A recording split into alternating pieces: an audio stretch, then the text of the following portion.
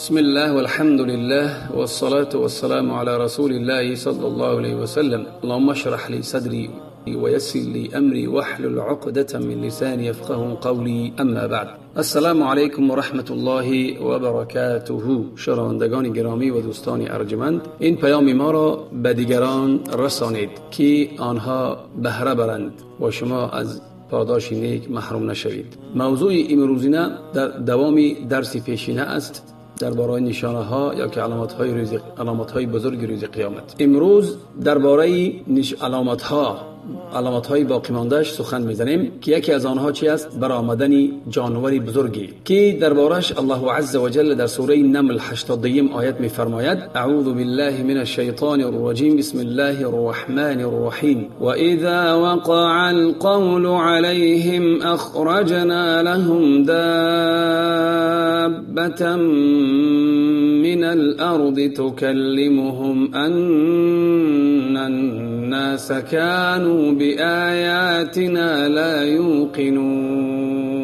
الله میگوید که و هرگاه سخن و وعده عذاب الهی بر مردم حتمی شود، یعنی که روز قیامت که روز رستاخیز که نزدیک آمد، جانوری را برای آنان از زمین بیرون می آوریم تا به آنان سخن گوید. همون جانور به مردم سخن می گوید که مردم همواره نشانه ها و آیات و علامت های ما را باور نمی کردن. یکی از علامت های بزرگ روز قیامت این یک جانوری بزرگی است، یک حیوان یا جانوری بزرگی که روز قیامت و در روز قیامت می براید. الله میگه که وقع القول علیهم. وقع القول علیهم چی معنی دارد؟ ان سخن ما واقع شد، ای واجب است عذاب برای آنها. برای چی؟ برای آنها در نافرمان روایی و فسق و فساد و طغیان و روگرداندن از آیات های الله پافشاری میکردن و ترک میکردن تدبر آیات های الله. و ابن مسعود رضی الله عنه در زیر آیات میگوید که وقع القول، ای قول ما واقع شد، رخ داد. میگه یکون بموت العلماء، چی میشود؟ میگه با وفات کردن عالمان وفات میکنن، و ذهاب العلم و رفتن علم، ای نیست شدن علم، و رفع القرآن و برداشته شدن قرآن میشود.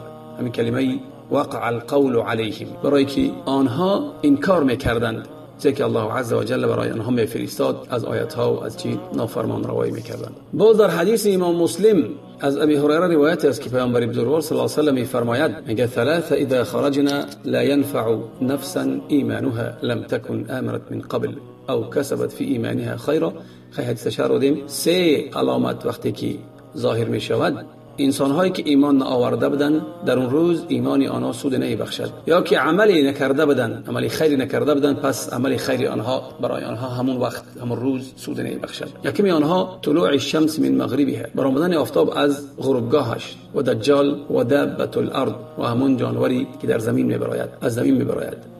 حدیث در امام مسلم است. خصوصا برای جانور حدیث ها بسیار هستند. بعض حدیث دیگر است که پیغمبر بزرگوار صلی الله علیه و سلم میفرماید، در حدیث امام احمد است از ابی امامه که به پیغمبر صلی الله علیه و سلم نسبتش میدهد، میگه قال تخرج الدابه، میگه حیوانی از این جثه میبراید، جانوری، فتسم الناس على خراطیمهم، پس یک علامت میگذارد، میگه همون حیوان علامت میگذارد مردم در بینی هاشان، در نور بینی علامت میگذارد. ثم یغمرون فیکم حتی یشتری الرجل البعیر، پس بسیار میشود، یعنی فرا میگیرد شما را، بسیار میشود در شما، حتی وقتی که یک مرد یک شتر را میخرد، پس میگوید فیقول ممن اشتریته، از کی این را خریدی؟ پس چی میگوید؟ میگه من احد المخطئین او المخطم، در روایت دیگر از یکی از همون آنهایی که در بینیشون علامت دارن. میگه حتی بین همین علامت هم ظاهر میشود که در چی؟ در بینیهاشون میگه علامت است. برای مؤمن یک علامت است، برای کافر دیگه علامت است، یعنی جدا میشن مردم از هم دیگر، مؤمن و کافر جدا میکنند. این بود برآمدن یک جانور بزرگی. باز علامت های دیگر، سه علامت دیگر که هستند از حذیفه ابن اسید، و فيه قال رسول صلی الله علیه و سلم میفرماید که ان الساعه لا تكون حتى تكون 10 آیات، میگه روز قیامت برپا نمیشود تا اینکه 10 آیت، 10 علامت نشود. از همون علامت ها بعد نامبر میند که خسف بالمشرق، خسف در مشرق، طرف مشرق. خسف معنای چی است؟ خسف معنای که زمین فرو میبرد، و خسف بالمغرب، و خسف در طرف مغرب غرب، و خسف فی الجزیره العرب، و یک خسف بزرگی در چی؟ در جزیره عرب می شود.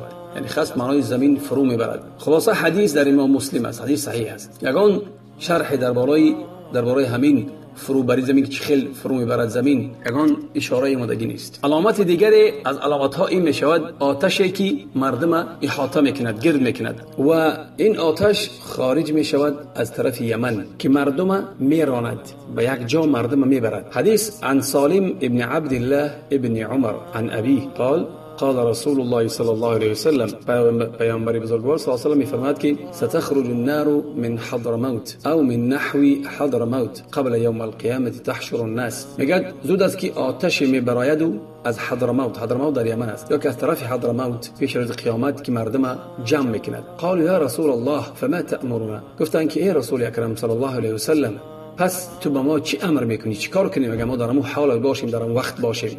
قال علیکم بالشام. پیغمبر چی گفت؟ پس شما به طرف شام بروید، به طرف شام بروید. حدیث در امام ترمذی است، امام احمد است، حدیث صحیح است. امام احمد شاکر میگه صحیح است. از چگونگی جمع کردن یا حشر کردن این مردم در یک جا، چگونگی حشر یا که جمع کردن مردم، میگه سه نمود مردم جمع میند. یک نمودش مردمایی که خودشون یعنی که میروند، یعنی رغبت دارند، خواهش دارند میروند. دویم گروه همین است که بعضی وقت راه میگردند، بعضی وقت سوار میشوند، بعضی وقت دیگر چی، بعضی وقت یک شتر دارند، در همون شتر نوبت قطعی سوار میشوند. سوم گروهی که آتش او را جمع میکند، به یک جا میبرد که آنها را احاطه میکند، یعنی آتش آنها را احاطه میکند و از همه طرف به همون زمینی که جمع شوی است، به همون زمین محشر میبرد. کسی که دیر کرد او را چی آتش میسوزد. در همینجا درباره حشر گفتیم به سه راه حشر، یعنی که حشر میشوند. درباره حشر سخن میرود، علما اختلاف کردن. بعضی میگه که این حشر روز قیامت است، بعضی میگه که این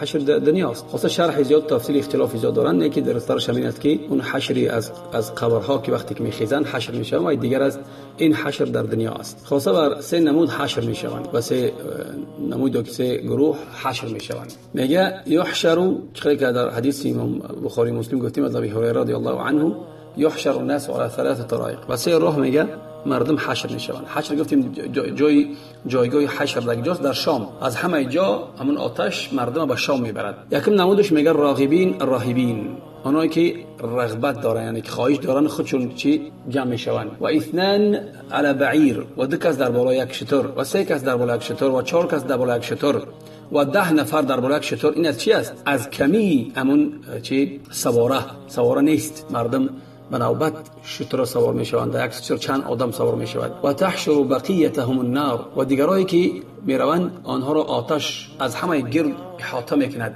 و چی و جای محشر میبرد. جای محشر گفتیم شام، که جایی که میروند همون آتش همراهشون است. تصور کنید که خواب میروند اما آتش با آنهاست، از خواب میخیزند آتش در گرد آنهاست، همه طرفشون آتش است. آتش آنها را چی به همون جای محشر میبرد. و تصبح معهم حيث اصبحوا و تمسی معهم، حتی روز میشود با همراهی آنها، شب میشود با همراهی آنهاست، تا نبرد به همون چی کدمش که میگفتیم درمان میسوزانش. حدیث در امام مسلم است و امام بخاری است. در حدیث از عبدالله ابن عمرو رضی الله عنهما قال، فرمودند که پیامبر بزرگوار صلی الله علیه و سلم میفرماید تبعث النار على اهل المشرق فتحشرهم الى المغرب، آتش فرستاده می شود یا که آتش می براید بچی در اهل مشرق، آنها را جمع میکند، حشر میکند بچی به سوی مغرب. تبیت معهم حيث باتوا، همون حدیثه میگه که در جایی که شب نشستن همون آتش با همراهی آنهاست، و در جایی که میروند میشینن و چی میکنن آتش با همراهی آنهاست. یکون لها ما سقط منهم وتخلف، یعنی نصیب آتش همونی است که همون انسانی که می افتد و دیر میماند، همون نصیب آتش است، نه آتش رو میسوزاند کسی که دیر ماند از همون جماعت. و تسوقهم سوق الجمل الكثير، و آنها رو میگه چی جمع میکند، تکان میدهد، تله میدهد، میبرد به همون جا، مثل چی مثل که شترها رو جمع می‌کنی و میبری به یک جا، هم خیلی آتش از دمشون از دنبالشون میرود. و در حدیث حذیفه ابن اسید رضی الله عنه که ابو ذر رضی الله عنه میفرماید، میگه یا بنی غفار قولوا ولا تختلفوا. پیامبر بزرگوار صلی الله علیه و سلم به من حدیث گفت ان الناس یحشرون ثلاثه افواج، مردم به سه گروه یعنی به سه نمود حشر جمع میشوند. فوجون گفت راکبین طاعمین کاسیین، گروه از آنها میگه سواره است و خودش میخواهد میرود و پوشیده است. و فوج یمشون و یسعون، و گروهی از آنها میگه میروند، یعنی که راه میگردند و میشتابند. و فوج تسحبهم الملائکه علی وجوههم و تحشرهم الى النار. و گروه آنها را میگه ملائکه، فرشتگان میگه میکشند آنها را که آنها سراپا هستند، پاش بالا و رویاش در زمین، یعنی همون را میکشند چون. و تحشرهم الى النار، و با امون آتش را چی حشر میکند و میبرد. فقال قائل منهم، گفت که مردی از آنها گفت که ما فهمیدیم که هذان قد عرفناهما، این دو تا را گفت فهمیدیم ما چی معنی دارن این دو تا. نه که نفهمیدیم همون انسانایی که میروند و یسعون شتاب میکنن. پس آنها چی کار میکنن؟ پس گفت که قال یلقی الله الآفة على الظهر، الله عز وجل میگه چی آفت میبیارد که معنای ظهر این معنای چی است؟ معنای سواره، یعنی سواره کم میشود، تماما کمیافت میشود. فلا یبقى الظهر، پس باقی نمیماندگان سواره‌ای که مردم سوار شوند. حتی ان الرجل لا يكون له حديقه معجبه فيعطيها بالشارف. پس میگه مرد یک حدیقه، یک باغ بوستانی زیبایی دارد، پسندیده دارد، پس همون باغش میدهد به یک شریف یک چی؟ یک شتر یا یک سواره‌ای که لاغر است، سواره‌ای که همون چی بگیم یعنی که سال خورده است. ذات قطب فلا يقدر عليها، انسانی که همراه میخواد سوار شود انسانی قد و قامتی پست است، پس نمیتواند سوار شدن امون. حدیث در امام احمد است و امام حاکم است و دیگر، و حدیث صحیح است. امام احمد شاکر میگه که صحیح است. خاصه این به درباره آتشی که مردم گرد میکند از همه طرف و آنها را به طرف شام میبرد. به طرف شام، در محشرگاه شام است، از همه دنیا به همجا مردم میبرد. و این محشر چی است در دنیا است، غیر اون محشری که روز قیامت است. و یکی از علامات های روز قیامت باز این خراب کردن خانه کعبه. پیامبر بزرگوار صلی الله علیه و سلم از عبدالله ابن عمرو میفرماید که شنیدم پیامبر بزرگوار صلی الله علیه و سلم میگوید یخرب الكعبه ذو سویقتین من الحبشه، خانه کعبه را میگه ویران میکند یک انسان. صفاتاش میگه پیغمبر صلی الله علیه و سلم. این از زمان علامات های نشانه های پیغمبری، معجزه های پیغمبری پیغمبر صلی الله علیه و سلم که میگه که ذو سویقتین من الحبشه. ذو سویقتین ای همین ساقهای چی دارد؟ ساقهای کوتاه دارد و همون مردی که خراب می‌کند خانه کعبه را و از حبشی است و میگیرد همون چی میگن، همون زر و زیوری خانه کعبه را میگیرد و یجردها من کسوتها، و همون کسوه‌ای که از همون لباسی که زبالش است او را از اون میگیرند. همین است که پیامبر حدیث در امام احمد است و امام حیثمی و حدیث اهل علم صحیح گفته است. خلاصه پیغمبر صلی الله علیه و سلم میگه چی؟ خانه کعبه را ویران می‌کند، همون بایگری خانه کعبه را می‌دزدند، همون کسوه‌ای که همون چادری در بالش است، چادر سیاه، او را میگیرند. خلاصه خانه کعبه را خیلی یعنی که بگیم که به همون کسوه میگذارند. خلاصه که از علامات هایی که همون مردم به همون جاهلی پیش برمیگردند و همون بت پرستی با سر میشود، همون شرک و کفر پرستی و قبر پرستی سر میشود، یعنی که قرآن برداشته میشود و مردم شیطان رو پیرو می‌کنند و بت‌ها رو میپرستند. در حدیث عبدالله ابن عمرو میفرماید که ثم يرسل الله ريحا، الله عز وجل یک شمال را میفرستاند، شمال خنک از طرف شام. پس در زمین میگه بعد همون شمال کسی که در قلبش ذره ایمان دارد، همون شمال روح آنها را میگیرد، جان آنها را میگیرد. در زمین نمیماند یگان کسی که در دلش ذره ایمان داشته باشد. حتی لو ان احدهم دخل في كبد جبل لدخلته علیه حتی تقبضه. حتی انسانی که مثلا مؤمن است و مسلمان است در همون درونی کوه هم درآید، همون شمال می‌دارد و جانش میگیرد. قال سمعتها من رسول الله صلی الله علیه و سلم، گفت از پیغمبر بزرگوار صلی الله علیه و سلم همین شنیدم که میگه عبدالله ابن عمرو. پس باقی میماند کی؟ باقی میماند مردمانی بد باقی میمانند که کنایه از چی میگه؟ میگه بسیار انسانای بد هستند، حتی معروف نمیدانند، معروف یعنی کاری خیر نمیکنند و منکر انکار نمیکنند. فیتمثل لهم الشیطان فیقول الا تستجیبون. پس میگه شیطان به شکلی چی میبید؟ به شکلی میبید آنها را، میگه که آیا شما استجابت نمیکنید برای من؟ شیطان میگه فیقولون فما تأمرنا، پس آنها میگن که پس ما رو به چی امر میکنی؟ شیطان میگه که فیأمرهم بعبادة الاوثان، پس شیطان آنها رو امر میکند به چی؟ به پرستیدن بتها. و پس آنها در همین حال، در همین بتپرستی ان که در همین بتپرستی و در همین زندگی و در همین رزق از پس رزق و چون زندگی میکنن تا آنی که در سور دمیده میشود، یعنی روز قیامت. حدیث امام مسلم است. در حدیث ابو هریره رضی الله عنه بعد میفرماید پیغمبر بزرگوار صلی الله علیه و سلم که حدیث امام مسلم بخاری است، میگه روز قیامت برپا نمیشود تا آنی که زنهای زنهای از قوم دوس یا که همون بت‌هایی که در وقت در جاهلی می‌پرستیدن باز به پرستش همونها برمیگردن. باز عایشه مادرم رضی الله عنها فرمودند که شویده میگه پیغمبر بزرگوار صلی الله علیه و آله می‌فرماد که لا یذهب الليل والنهار حتی تعبد اللات والعزى. میگه روزها و شبای میگذرن، که زمان مدت میگذرد که همون مدت همون وقتی بیاد که حتی چی مردم لات و العزى را باز از سر نو پرستش میکنند. فقلت گفت من مادر ما گفت که من گمان کردم که وقتی که آیت نازل شد هو الذي ارسل رسوله بالهدى ودين الحق ليظهره على الدين كله ولو كره المشركون ان ذلك تاما. قال وقتی که امی آیت نازل شد اون ذاتی که الله عز وجل که فرستاد رسول شه به هدایت و دین حق برای ظاهر کند، دین برای همه، ظاهر برای همه، ولو کره المشرکون، اگر حتی که مشرکان اینا بدم بینن.